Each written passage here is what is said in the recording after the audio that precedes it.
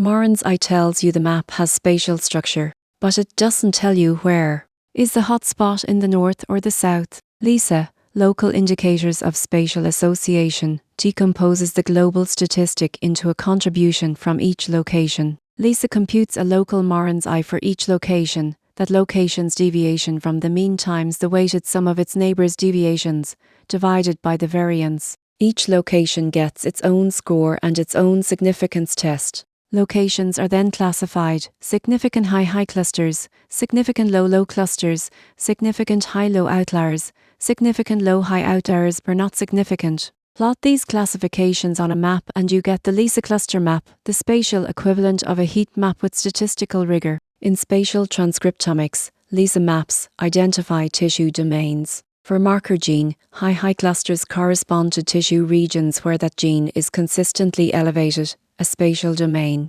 Low clusters are regions of consistent absence. High-low boundaries mark sharp transitions between domains. Your pipeline uses LISA to detect spatial gene expression domains without predefining tissue boundaries. The tissue tells you its own structure through the statistics of its expression patterns. Getis-Ord Gi is an alternative that focuses specifically on concentrations of high values. Instead of comparing deviations from the mean to neighbours' deviations, it asks, is the locusum of values higher than expected by chance? The output is a z-score for each location. Z greater than 1.96 is a significant hotspot at the 5% level. G* is better when you specifically care about clusters of high expression rather than general spatial autocorrelation. Kriging predicts values at unsampled locations using the spatial correlation structure. First, compute the variogram, the variance between pairs of locations as a function of their distance. Nearby pairs have low variance.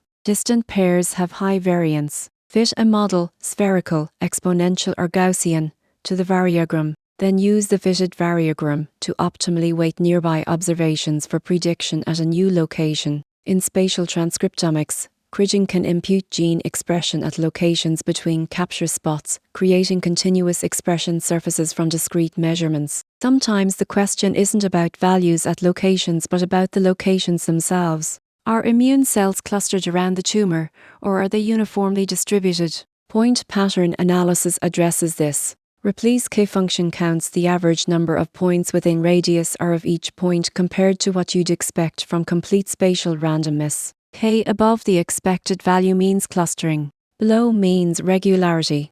In tissue immunology, point pattern analysis reveals whether T cells aggregate at the tumor margin or randomly scattered through the stroma. Global autocorrelation with Moran's eye, local hotspots with LISA and G*.